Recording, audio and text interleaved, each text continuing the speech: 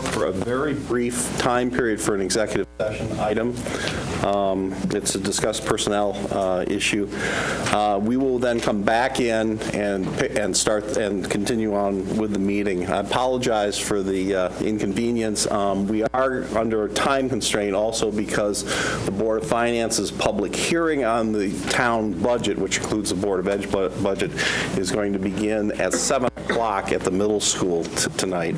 So we also have a time constraint on that side as well. Okay. So with that, board members, please adjourn into the room next door. There's two up there. Oh, I'm going to see as soon as they leave. Jeff, can you meet in?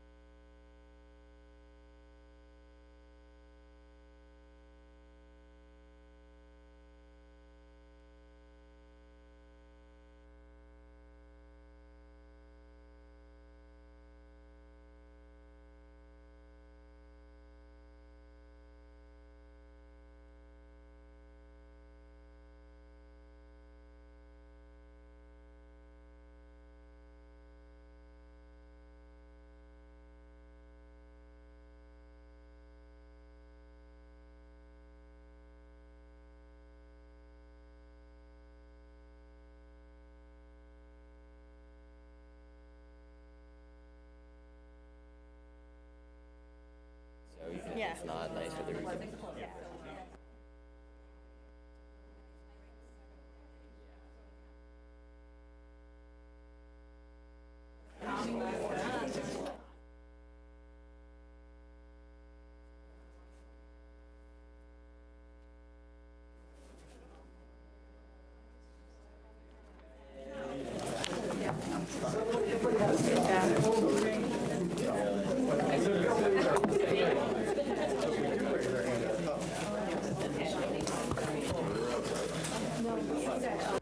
Oh, 6:30? Yeah.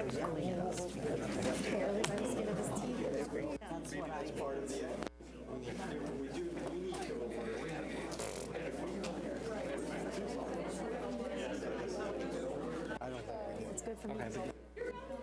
We're good? We're back. Yep. Thompson.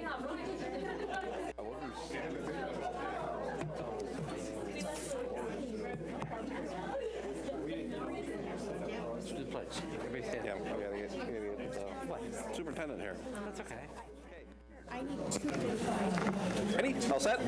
Okay. Okay, we are, I will call us back to order here. We are out of executive session.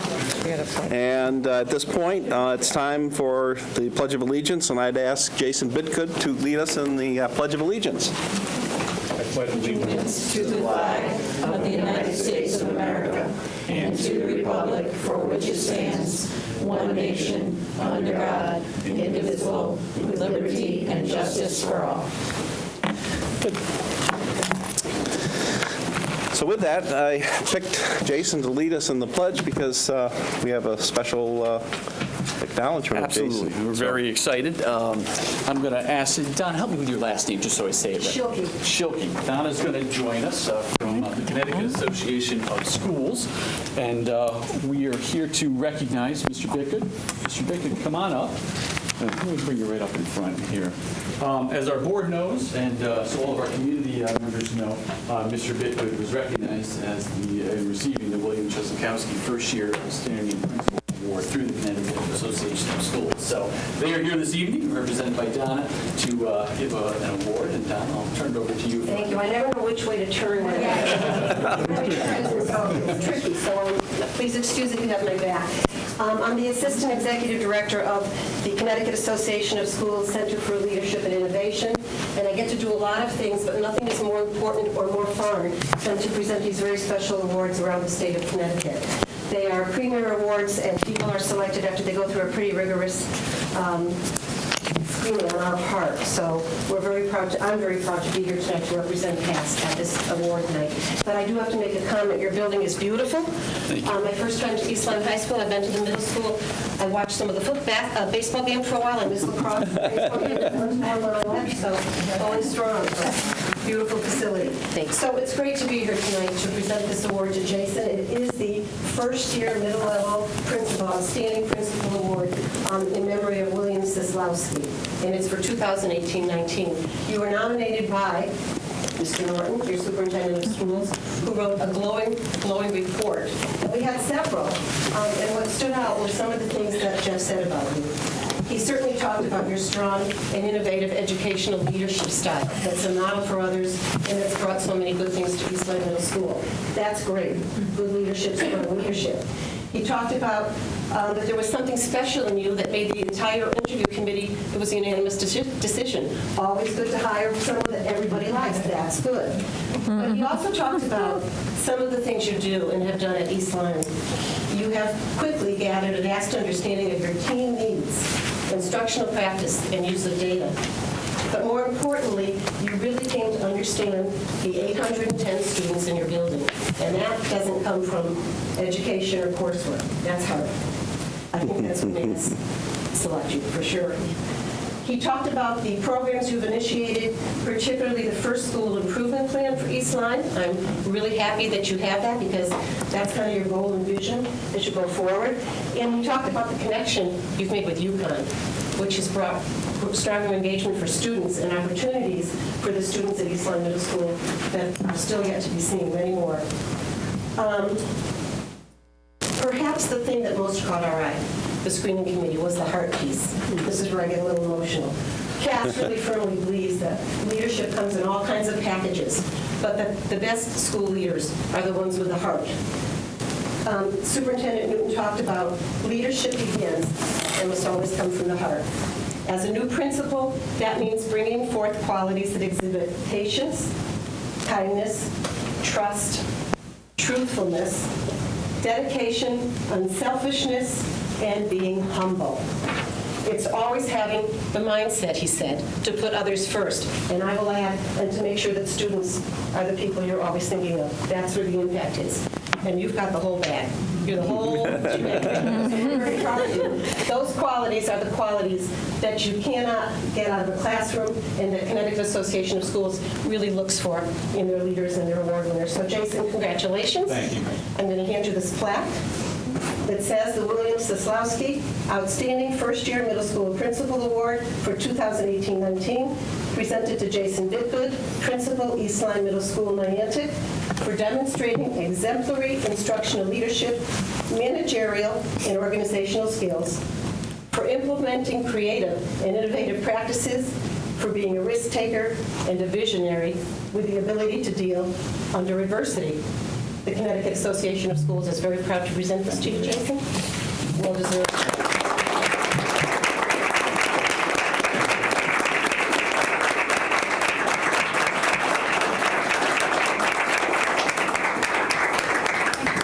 Thank you. Absolutely, yes, please. So, this is on behalf of our whole school. This is not my award. It's East Line Middle School's award. It's the community. It's the Board of Ed. It's all the fabulous people that I work with each and every day. So I've been supported by a Board of Ed for years here that's helped me grow in my career. And Jeff, Amy, thank you for the nomination. I really do appreciate it. But again, most importantly, we have the most unbelievable students that you could possibly imagine. So open invitation, as always, for anyone to come to our school. But when you walk into our school and you see the enthusiasm of our students and the courage that they have every day, the hard-working work ethics that they have, it's just a great place to be. So again, this is on behalf of our kids and our faculty. So thank you all very much.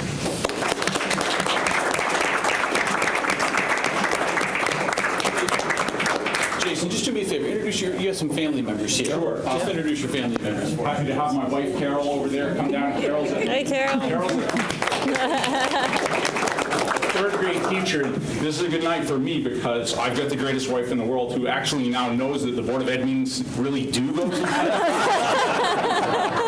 experiencing that now. So, and my sister Liz was able to come down. Hi, Liz. Do you want to take a picture of your sister? Okay. Yep. I don't want the Board of Finance meeting to go, over. Yeah, we don't want that. So cute.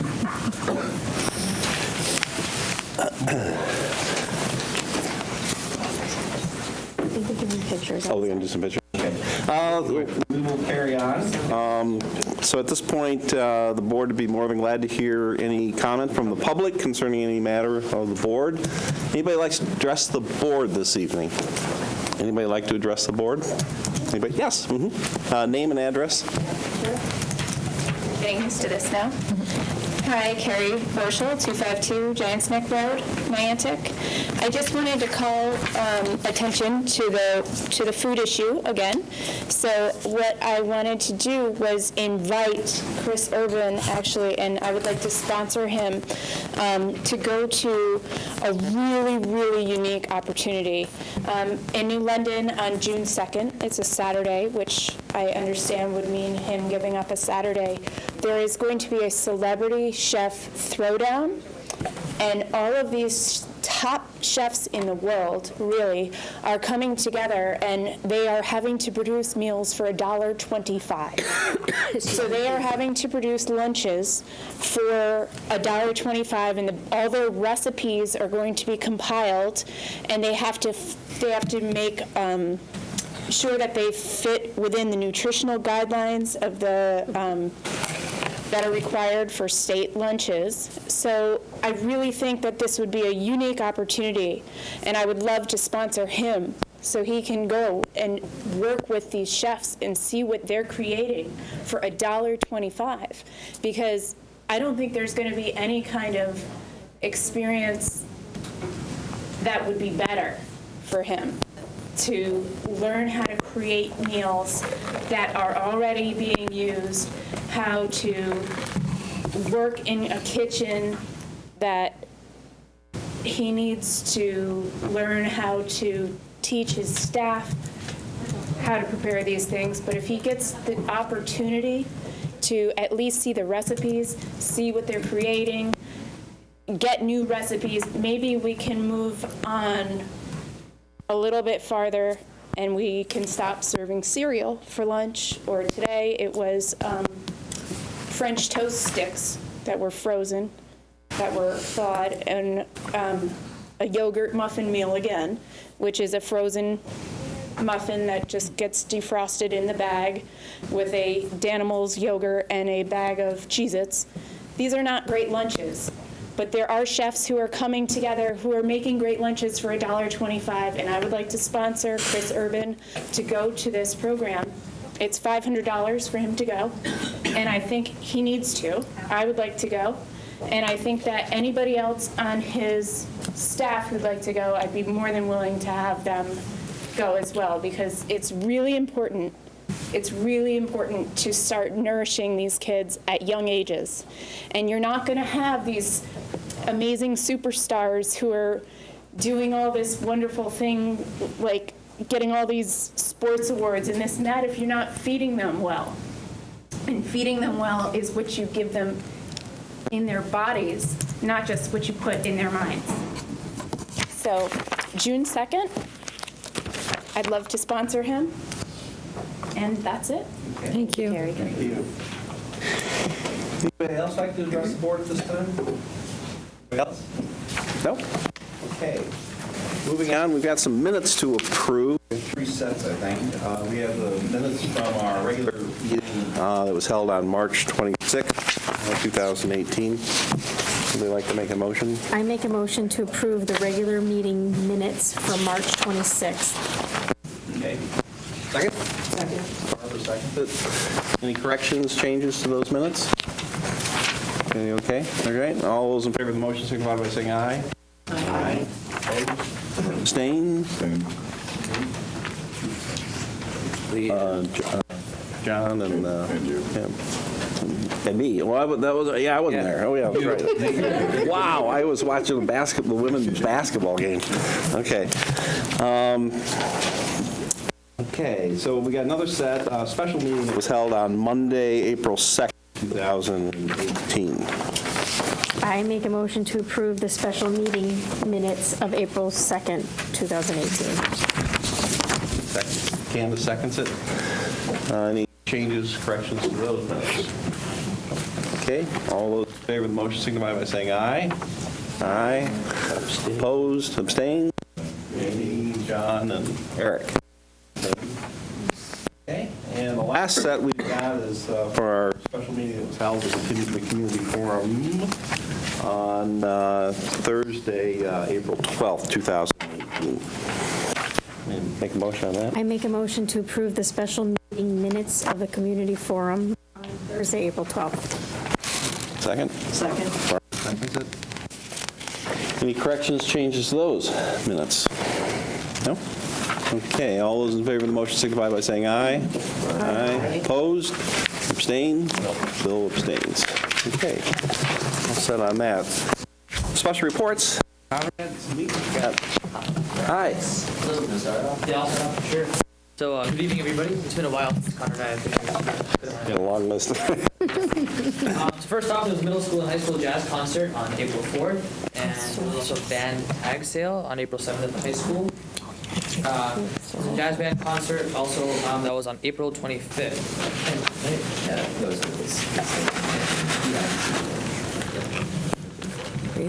There was an open mic night on April 5th. Also at the high school, there was a TED Talk with Mr. Beal and the TEDx Club. They did that on April 6th. And high school students talked on a variety of issues, including social media use and other pertinent topics. So it was a first for the school and a pretty successful one. Spanish Honor Society inductions for new members was on April 12th. There was also a Spanish Honor Society karaoke night on the 26th to raise money for the Senior Scholarship Fund for the Spanish Honor Society. The in-school SAT for high schoolers was held last Tuesday, April 24th. And the CIAC Scholar Athlete Banquet is this Sunday, May 6th at the AquaTurf. Also, the awards night is coming up at the end of May for high school students. Looking forward to that. French Honor Society inductions are coming up on May 3rd from 6:30 to 8:30.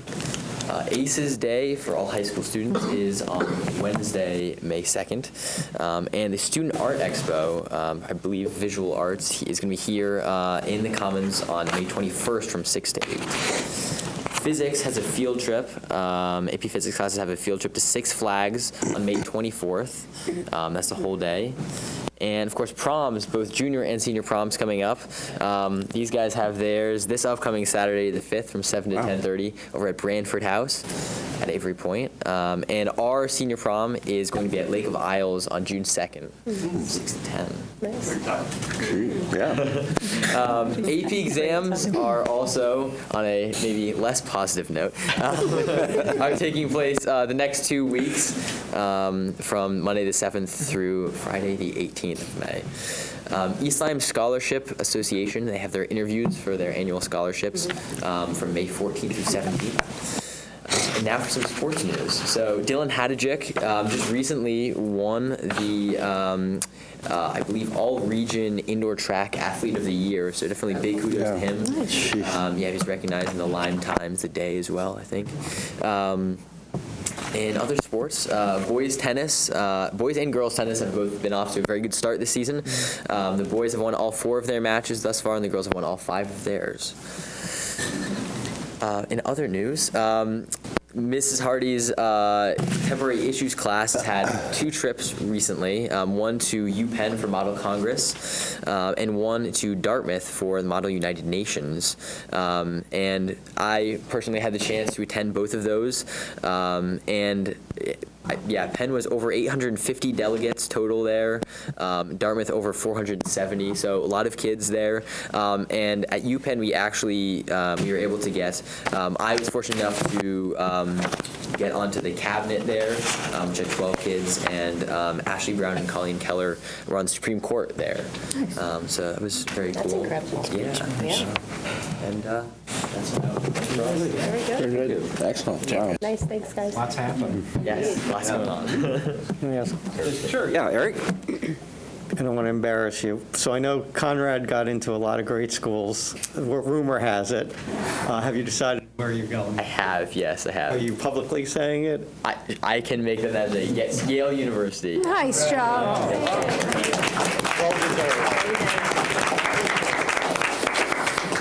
Congratulations. No, that's wonderful. That's good. That's good. Okay, let's see, we do not have a selectman representative or a Salem board rep, so that brings us to the consent agenda. Everybody okay with the consent agenda? Okay. I make a motion to approve the the consent agenda as presented. I was going to do it individually, but I don't need to. No, it's just to approve the consent agenda as presented. Yeah. That's it. Candace seconds it. Okay, everybody all set? All those in favor of the motion signify by saying aye. Aye. Opposed? Abstained? It passes unanimously. And for those that are interested, it was a donation of 2 sheds from Kelly Industries in Miami. Approximate value of $4,000. And I think it's very nice. It's to help with all of the all the transitioning that we're going to be going through with the elementary school. So it was very, very nice. Okay, that brings us to our discussion action items for the evening. And the first one that's on the list is a discussion action is the Town Building Committee's recommendation for the elementary alteration project. And this has to do with us taking action to hopefully approve the recommendations from the building committee concerning the increase in scope of some items. Then all of these items, I believe we have been keeping up to date on in discussions. And we have Mr. Jakunski is here, our architect, and Ray O'Connor is here from the building committee, and Abe also is on the building committee as well. Jeff, do you have anything you want to say? I think that there's been a lot of hard work, good work that's gone in at the town building committee level, and brings us forth to here to having some discussions on kind of where those numbers sit, and looking for some approvals on some of those items building forward as we're getting very close to construction time. Yeah. Al, do you have something you'd like to say, or? Nothing but good news. Nothing but good news. It is kind of good news. Maybe if you can, you have to listen, because the building committee has been meeting. It seems like Rocky and I have been meeting almost every day. But the building committee has been meeting quite frequently as well.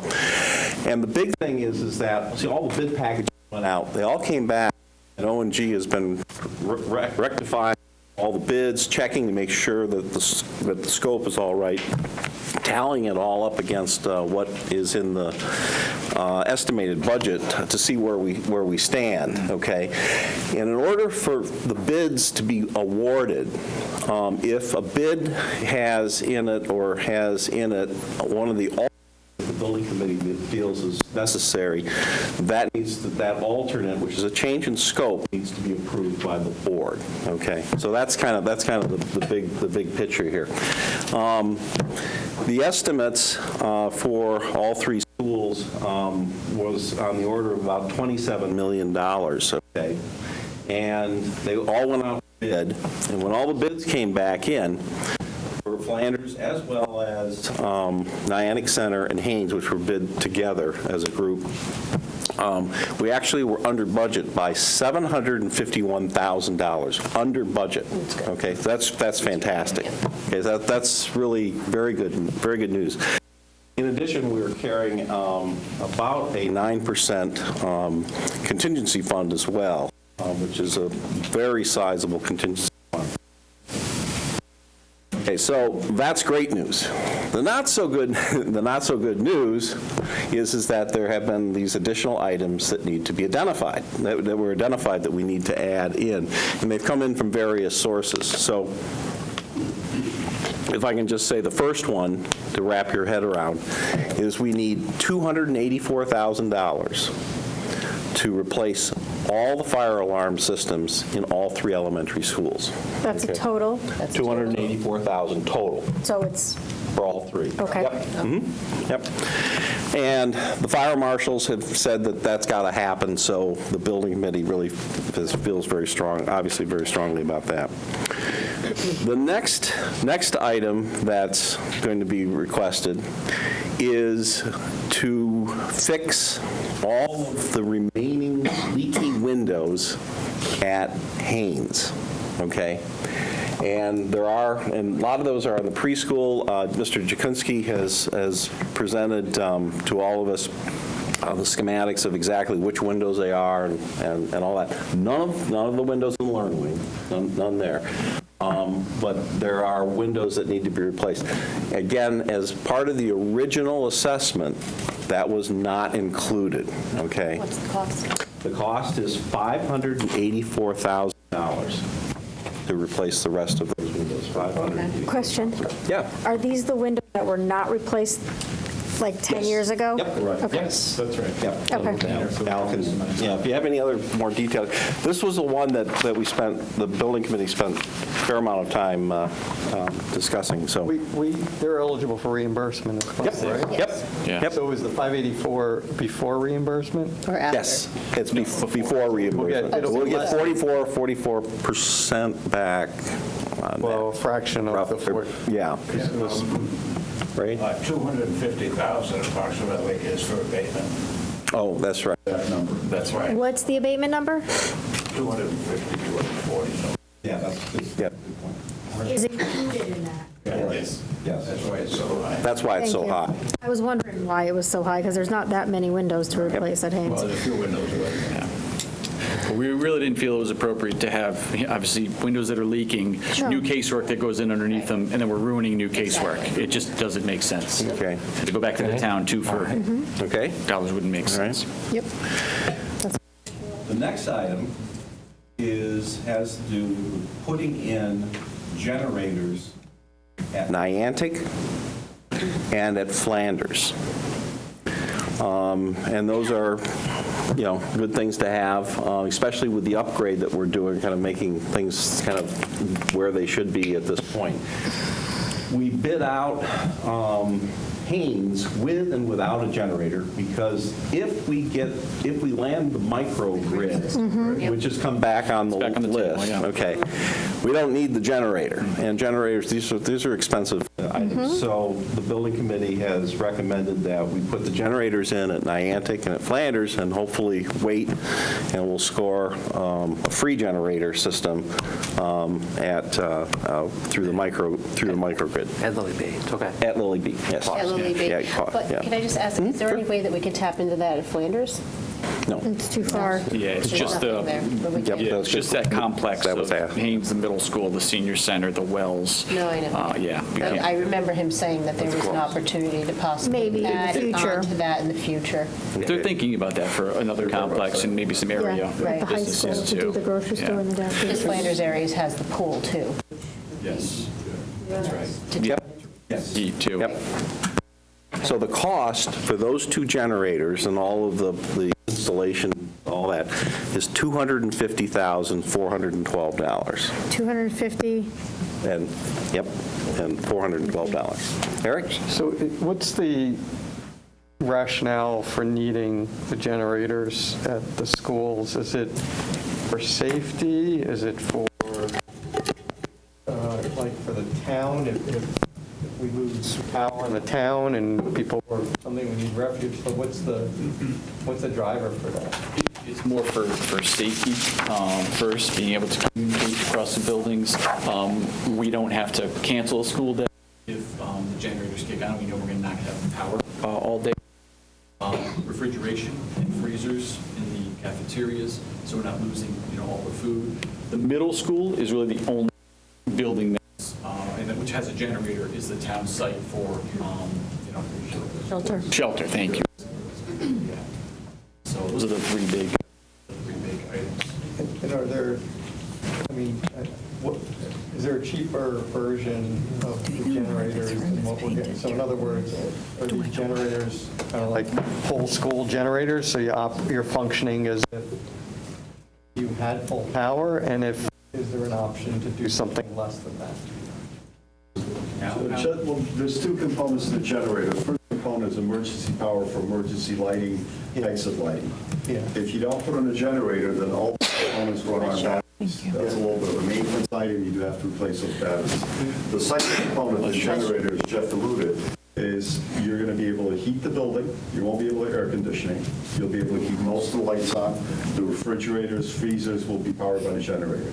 So there is a safety and a cost savings component. If you lose power for 24 hours, you may lose all your food supply that you have in the school. But you don't need $125,000 generators to keep your freezer running, do you? You may need to have a standalone separate generator, but I think for the remaining items, you won't have to close school if the power goes out. You don't have to refrigerate cereal. We've done. How about the frozen? We've had that happen before. We had to close Flanders School, and the other school stayed open because of a power outage. Niantic Center, we almost had to do. I think it was earlier this year. I think that wasn't. PA systems too. Yeah, the PA systems. We're not replacing them, so without the generator, there's no way to contact you. Yeah, we which ran is. into that problem when we lost the power. Yeah, This was also something that was strongly suggested by their fire marshals as well. So, it's kind of like if you were to build a new school today, I mean, you would, Al, you would have a generator. So I think, but yeah, so for me, it's not a debate, should we have a generator, like a binary, have a generator or don't have a generator. The question is, how big of a generator do you need? If we had a $50,000 generator, what would that allow us to do? What would, we could use the refrigerators, we'd have the safety lighting, we'd be able to use the intercom or whatever Jeff had said. So, it would be good to understand what are those different price points as we start going through. Not 100 different price points, but, I don't know, 50,000, 75,000, and then this one for $1.25 or something like that. I don't have my electrical engineer with me, but I have numerous buildings that we've designed for generators. I think for a $50,000 generator, you'll just be able to power your emergency light. But the other thing the generator replaced is the UPS backup. I don't know if you remember in our original pre-referendum projects, but we had battery backup for your telephone system, for your PA. That's now eliminated, so it's swallowed in that $250,000. So if you didn't do this, you would have been spending other money for backup power for those sources. So did you net those savings out of the 250? We're not doing the UPS backups that we had in the original. That's not there anymore. It's now in the 250. The cost that we had for that, I believe it was $20,000 that we allocated for UPS backup. So you're saying the incremental is 210-ish? I'm not going to hold it. I'm not going to, yeah. Rocky, you were going to say something? Oh, just the generator, the 250 doesn't include the generator itself. We have the cost of installation, automatic transfer switch, conduits, labor, materials. So It does not include or does? It does. Oh, I thought you said it does not. It does include. I thought you said it does not. Well, then how much is this thing? It does include it. It's a totally different power distribution system for your entire building. He's going to hurt me. Okay. So you're not just paying for the generator? Yeah. installation cost. Got it, thank you. Okay. Good. Yeah, go ahead. On the window abatement and asbestos, do we get reimbursement on the abatement and on the windows? Yes. Okay. And actually, as of this year, the state is now also reimbursing for the labor component of the windows. A year ago, the state would not reimburse for the labor, so 40% of the window cost would not be eligible for your 44%. But as of this year, they're now reimbursing for the total window. That's good. Okay. All right. Okay. Good. Got it. Okay. The next alternate that the building committee is recommending is that we replace the pneumatic control systems for the heating and cooling, and the new cooling system. My understanding is that this basically will allow the system not to have two separate systems that will be fighting. So somebody will be turning the heat up in a room and also turning the air conditioning up in a room. That you'll have one pneumatic control system for the entire, each of the schools. Okay. The cost to do all three schools to have the pneumatic control system is $544,362. Okay. Al, do you have anything to? Well, I think the added feature of that is it allows you remote control of all three buildings at home, or whoever can look on Sunday morning to make sure things are running. There's also an energy efficiency component to this by controlling the system going down, let's say at 10 p.m., which you'd have to do manually if you didn't have the system. But I think the most important part is by adding air conditioning to the buildings, you would have a system that wouldn't work together. Like Tim said, somebody may be heating, and at the same time they're cooling because the heating is still on. So this basically consolidates your whole HVAC system into one program. You have it at your high school, and you have it at the middle school. Sorry, I got it. So $500,000 is a lot of labor, for if we get people to just, if we put in rules and say, you don't do this, and we enforce the rules to not do that. Yeah. And we have the custodians, when they leave, turn down or turn the air conditioning up, then we don't spend $500,000 and we could just take care of it manually? Or what else are we getting? Because I would hope it's more than just that. Well, You go first. Well, again, this was a recommendation by my mechanical engineer, BVH Integrated Services, but also was a recommendation by Ted Hunt. it's like trying to share one car with two different drivers at the same time. But we do it, so in my house, we do it. It changes the landscape, though. Significantly more than what's there. So that's what I'm trying to understand. Endorsed by John Rhodes as well, who's managing the schools in our district. Yeah. It's, for one, it's not even going to work. If we don't do this, we're going to have a heating system that doesn't work, basically. And then with the cost associated with, an inefficient system where you've got, the heat cranked up and the windows open because someone's too hot. In the end, the savings, I think, are going to be a big deal. You're going to be making this up. And from a teaching perspective, being in buildings that were, the climate control didn't work and then ultimately it works, it's going to be something that makes a big difference for the students and the teachers as well. You're not going to have rooms, you're not going to be walking from one room with your coat on to the next room with, you're sweating because, it's going to dramatically affect the climate within the building, and ultimately, I think it's going to affect savings because you're not going to have competing systems, and you're not going to, you can train all you want. The bottom line is, it's hot here, I'm going to open the window. So the biggest complaint in all buildings is temperature. And two people sitting in the same room, one person says it's freezing and one person says, so, and we're not working and not functioning we're still allowing windows to open, I assume? So we're not working in an environment, right? Buildings, nobody wants windows open, right? You want to be able to control everything within the building. So now, I guess it's $500 million. That's, if you said it was $75,000. Well, think of it as for 3 buildings. So divided by 3. Yeah. And these are big. I mean, This is a big deal, I think. John, we have a lot of time 20,000 square feet of space. And the value associated with it. Just one more item. This pneumatic system also replaces all the valves that you have on your existing heating system. That's right, yeah. So it's not only the pneumatic system, there's a lot of components that come into play. Yeah, this is Laurel Purcell, OMG. Just so you realize, all the perimeter heating is all staying in these schools. Right. So you won't have, right now you have pneumatic controls, but some of the valves are all old, and this will get rid of those air lines. So it's a way of controlling your existing perimeter heating system with the brand new mechanical systems. And it's 3 schools, so I know it sounds like a lot, but it's schools. That's what drives it.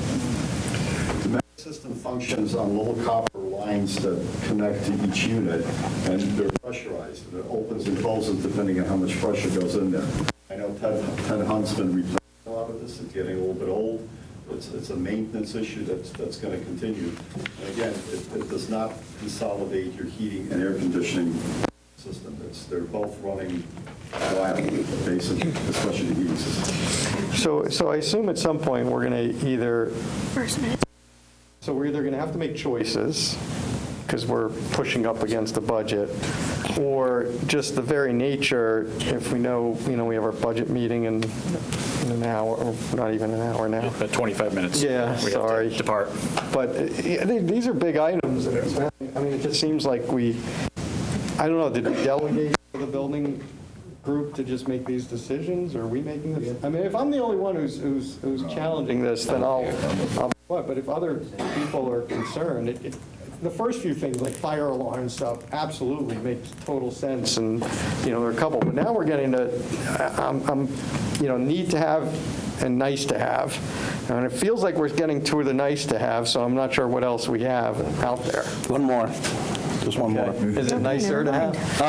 It's educational. Yeah, I mean, I think it ties into the student learning component. We had, the building committee, Eric, we had an awful lot of discussion about this, and it was just totally unanimous with Mark Salerno. In fact, the selectman representative actually carried a lot of the justification as well.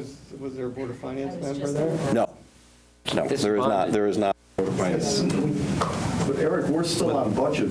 Yeah, the key is there's being on budget, but we have a big contingency. So we're on budget without using any contingency, or? Let me just complete this scenario here. So the last item, the last alternate we added that would cost more money is to include the network backbone cabling / telephone system. And this one has always been past my expertise at what little there is. And Al? In the original pre-referendum or referendum budget, we had what was called a Wi-Fi enhancement. And to be honest with you, we really didn't know what Wi-Fi enhancement is. Is it more scattered around? And actually, John Rhodes brought this point up, that we're going to be hooking up new devices to a network cabling system that's archaic. It's not Cat5. So your tech, I forgot the lady's name, I'm sorry. That can purchase these devices from very reasonable prices, but if she does, she's hooking up to cabling that can't handle it. So it was a decision on the part of the building committee, let's update the network cabling to current modern standards, and the devices can be purchased later on and added to that. Especially when ceilings are open and everything is. So that seems more like a need. So for me, that's a need versus a nice. Bottom line. So the cost for that is $154,500, and that will take care of all 3 schools. There's a little bit of a footnote here is that some of the money is in another bidded item that was within scope. So it's a little bit more than that, but what the alternate that's being asked for is $154,500. But that replaced the Wi-Fi enhancement dollars that we had. That's right, yeah. Which was how much? I believe it was $40,000 in the original budget. It would take me a while to dig it out. $40,000 per building, so it's almost a wash if you look at it. What's the maintenance on that, though? There is no maintenance. There's no maintenance. It's brand new cabling. Yeah. Right, but 15 years from now. They'll be obsolete. That's why the recommendation is that you might as well upgrade now rather than turn around 3 years from now and have to upgrade. So Tim, what's the total and how does it all? So let me give you one more thing is that there was through the bidding process there were 3 items that were identified to standardize how we're doing certain things in all 3 buildings, and that made Ted Hunt very happy. One had to do with a manufacturer for the air-to-air recovery units, which actually netted us a gain of $40,000. Another item is the manufacturer of the VRF units, that's the AC piece, for $20,000. That's a gain for savings. And the last one was an alternate manufacturer for the fire alarm system for $22,000. So those three items added up to a net savings of $82,000. Okay, so that's part of it.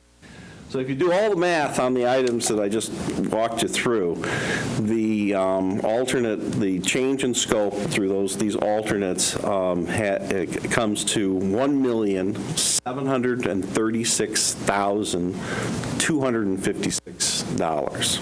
Okay, that number will take us down from about a 9% contingency number for the entire project to greater than 6%, somewhere between 6 and 7%, okay? The building committee unanimously, discussed it and unanimously approved that from a budgetary perspective, okay? That there's absolutely, and Al, you can chime in as well. Yeah, I'm comparing your project to similar projects that we've done, and I also spoke to ONG, and ONG has a lot more of these renovation projects. Post-bid, when all the contracts are awarded, if we go into a renovation project with a 5% contingency, that's ample funds. I've never had a project similar to yours where the change orders at the end of the job for unforeseen condition, for hidden components, even for some stuff that may be added during the course of the project. Oh, we should have replaced that door. We've never had a job to go over 5%. And right now, we're carrying plus 6%, and we'll have a detailed budget at the next building committee meeting showing what we've approved to date and how much money is still left over. But that plus 6% equates out to, what was it, like 2-point-something million, I think, right? GMP, which is O&G's contingency, that obviously will spend over a period of time, will turn back to you, is 1.1 million. And I believe there's another 900,000 left over. Yeah, it's over $2 million. It's about $2 million. About $2 million remaining. Which everybody, again, that felt that, yeah, that's right. In fact, it's part of in many ways, this is part of the process. For this type of a renovation project, if we were doing a renovate as new project where you go in and gut everything out of the building and come back, it would be very different. We knew that we were going to be having some of these items turn up, and that's why the number was being carried so high. So that's kind of where it's at, where we're at with that. Sorry, can I just understand? Absolutely. So you said there's still 6% contingency left? Total contingency, plus it's actually more than 6%. It's more than 6%. But 6% on what? Because our total project is 30. 6% on the construction parts. There's other line items that we're not touching. Like, for example, your bonding costs we're not touching. His fee. My fee we're not touching. Thank you. So there are other line items that aren't touched. This is 6% on the construction costs, on the contracts that you approve for construction. Not on the overall project costs, just on construction costs. Right. Well, that's where your risk is. No. Okay. On construction costs. Do you know how much that is? What is? The The construction actual dollar costs, amount? roughly, just to the nearest couple million. It's 10 million, is it 15 million, is it 20 million? It's 27. No, just the piece that we're talking about, the contingency. The contingency is over $2 million. Over 2 million on what base? That's the construction. On 27 million. But 2 million on 20, The construction cost is 27 million. construction is 27 million. So then on top of that is the other cost. The other 10 million is the other cost that you were saying we're not including. Right. Got it. Thank you. Okay. So do we need, you need a vote? Yeah, no, I just make sure that everybody kind of gets it. So, yeah, and I think, Eric, you asked the right questions. I mean, that you kind of went down the, you kind of mirrored the conversations that occurred at the building committee level as well, so. So do we vote one by one, or are we voting collectively? I think we can do them as a one entire thing. One entire motion. Who wants to make the motion? All right, I make a motion to approve the five contingencies. 1, 2, 3, 4, 5. Yeah. Contingency additions in the amount of $1,817,000. $1,736,256. What he just said. And then Lost track of the math along and the way. then I would include in that the verbiage that says that, and this would include And this would include, the fire alarm systems. so it would include the replacing the fire alarm systems, window abatement at Little Canes, generators at Niantic and Flanders, replace pneumatic heating, cooling systems at all 3 schools, Wi-Fi enhancement, network backbone cabling, phone systems, and I think that's it. Yep. Yeah. And it also includes the adoption of alternates for that, as I listed, that constitute $82,000 of savings. And they increase. That makes sense. It's a really long motion. But yes, that. Second. Oh, that's good. That's good. I don't know. Okay, Bill. Bill, a second? Okay, all right. Further discussion? Comments? My personal opinion is we should vote on each one, because I have different feelings on each one, but maybe everyone's going to, so. But I guess the motion's on the floor as it is. Motion's on the floor. Based on your guys' experience, coming back with a contingency fund before we break ground or anything like that, if that's, you feel comfortable there, then I'm okay with it. I'm okay with it. I mean, still to add 1.7 before we break ground is, and especially Board of Finance, we're talking about teachers, we're talking about a bunch of different stuff. But that's why we have 9%. Yeah, no, I get that. I get that. It's so biting into that this early. But we also, To be makes you clear, nervous. too, the 1.5, we actually are adding on about a million because we were under That's true. 7. Right, yeah. Bids came in. Yeah. No, yeah. And still, ultimately, obviously, we've got to come in on budget. So as the town approved a certain amount of money and expects to have a set of buildings that are going to be functional, I don't see it's the board's job to return money to the town. I think it's the board's job to make sure we get buildings renovated and that the town approved. I guess I'll respectfully disagree. I think our job is to make sure we deliver the best schools we can, but being fiscally responsible while doing so. And I think that every dollar, I know we have a budget, but every dollar we don't spend is money that goes back to the town as they're looking at their mill rates and all the challenges that are going to be late to this meeting. But this all helps. If we only spend 31 million instead of 30, or 34 million instead of 37 million, that's $3 million that goes back to the town. That's pretty significant. That has to go into their planning. Eric, just one thing that you keep in the back of your mind about fiscal responsibility is these dollars are reimbursed by the state. If you later on in the future go to replace your pneumatic system as a standalone project and don't go for state reimbursement, you're not going to get that. So thank you. So which ones of these are reimbursable? They're all eligible for reimbursement. There's timing issues with this, too, in relation to ordering windows. The other piece is, too, we've got buildings that are 50 years old, pneumatic system that's 50 years old. We're renovating a building we're expecting to last for some amount of time, and we're just going to, we know we don't maintain our buildings as we should, so we're going to expect that this 50-year-old system is going to carry us for some period of time, that we're not going to maintain it the way it should be anyway. I think it's absolutely necessary that we do this. Yeah. Yeah, and I want to say that, the people who sit on the town building committee are the experts. They know this business, and they have spent hours and hours debating, discussing, talking to, and my feeling is they're appointed to do this job. And if they are recommending to us that we should do this, then my feeling is we support the work they do. And so that's my feeling. And I agree with Bill that, the money has been already, it's already been approved, and we don't want to be listening to, you spent all this money, and now we have to do this, and we have to do this. And so I think if our experts are telling us you need to do these things, then we should do them. So that's my feeling. All right. Okay. Everybody all set?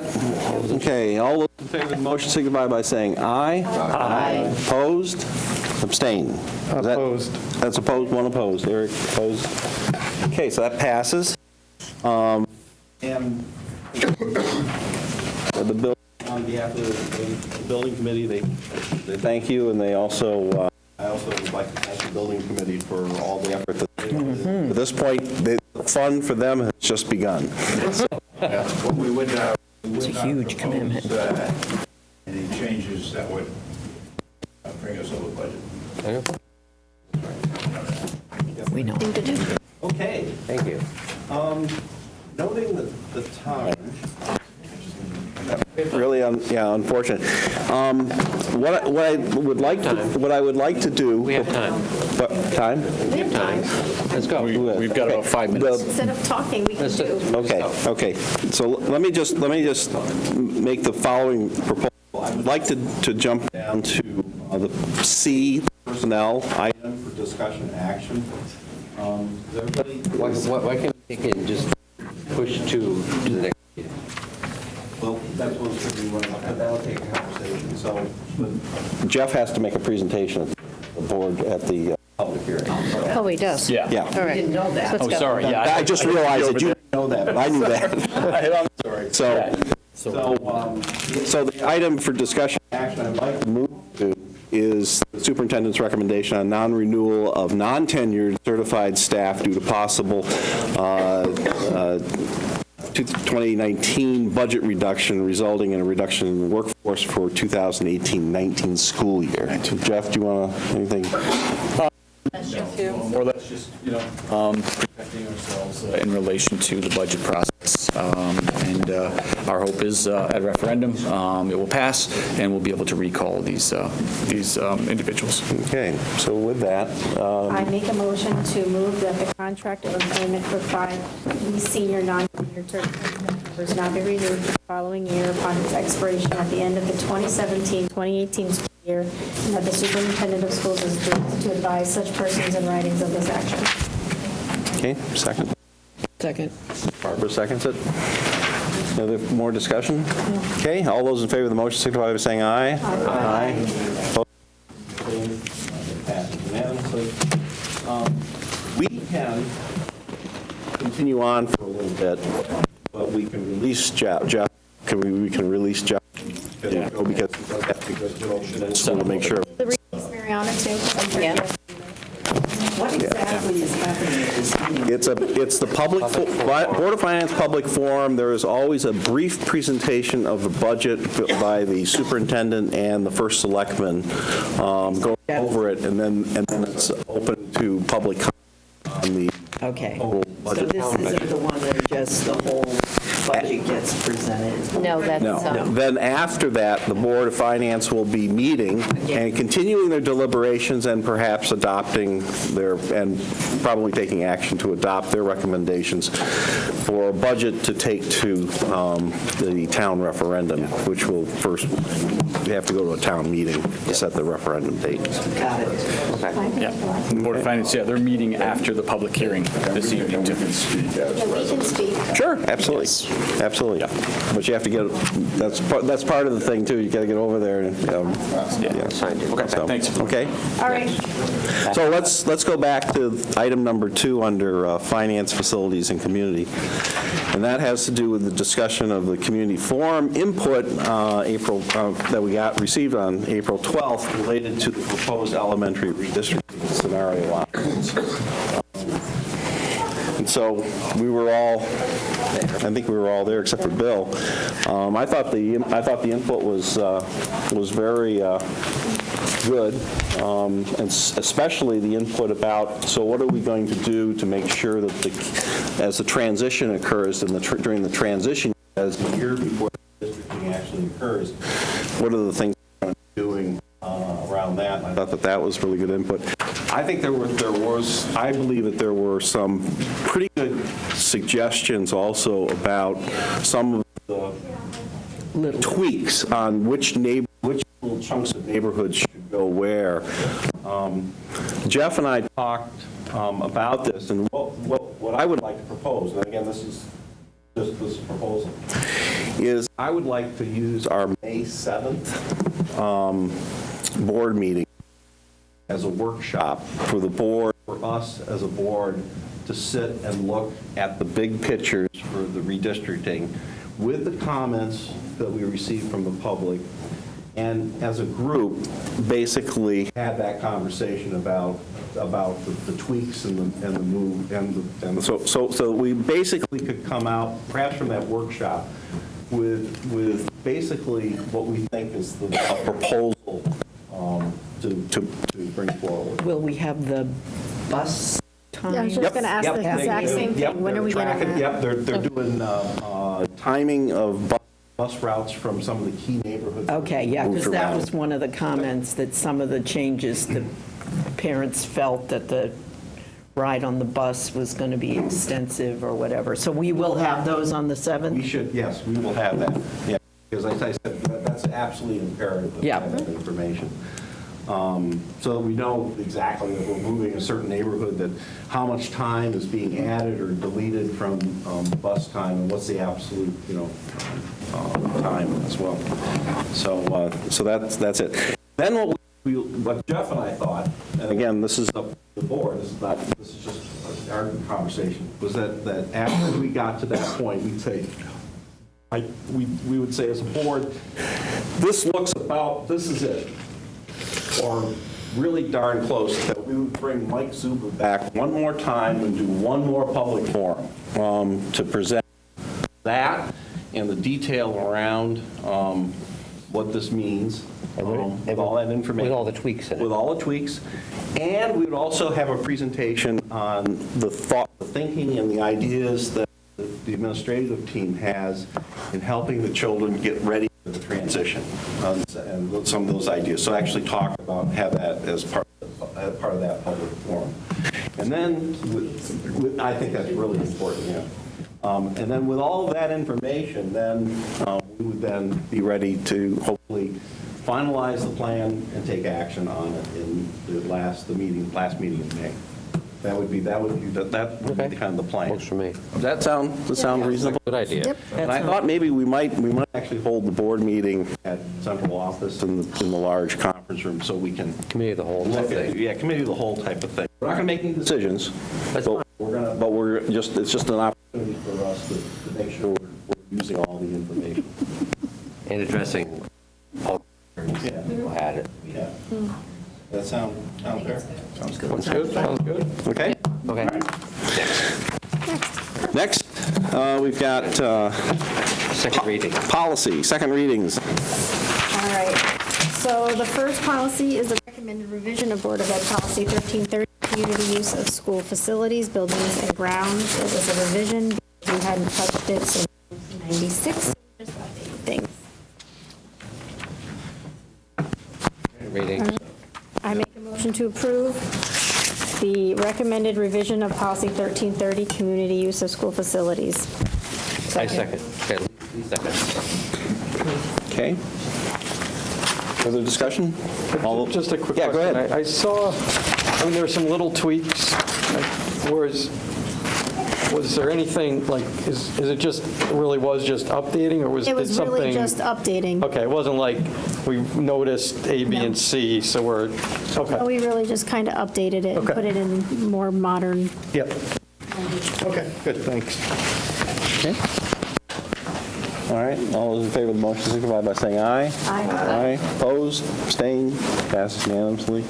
Jamie, you want to do the next All one? right, recommended revision of Board of Ed Policy 511412, students, student due process and handbooks. We hadn't touched it since 1999, so we made a few tweaks to it to bring it up to date.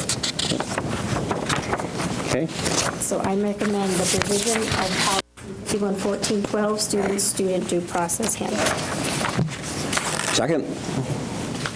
Second. Barbara, seconds it. Any more discussion on that one? Okay, all those in favor of the motion signify by saying aye. Aye.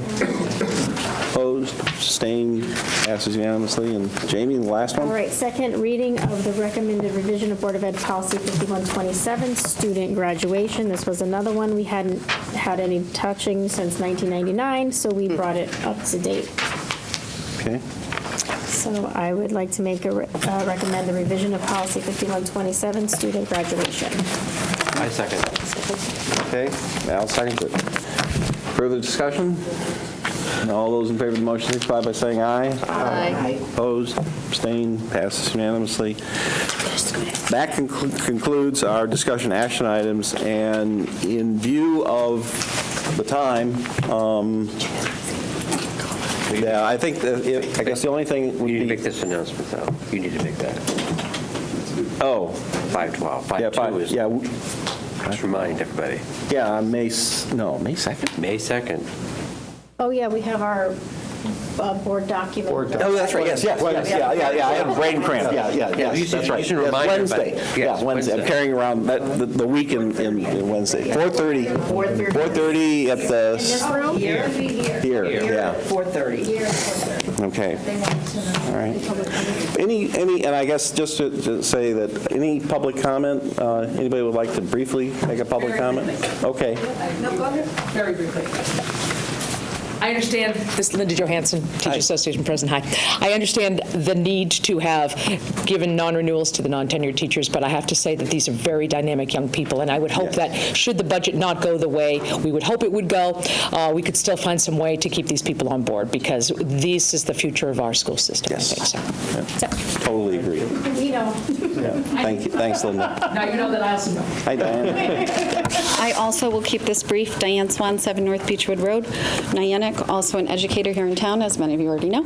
I just wanted to say, and it's unfortunate that Mr. Newton had to leave, and so did Mrs. Stevens, I just wanted to thank the Board of Education for allowing the Planetarium Imaginarium Committee to meet with you and to talk about what our vision is.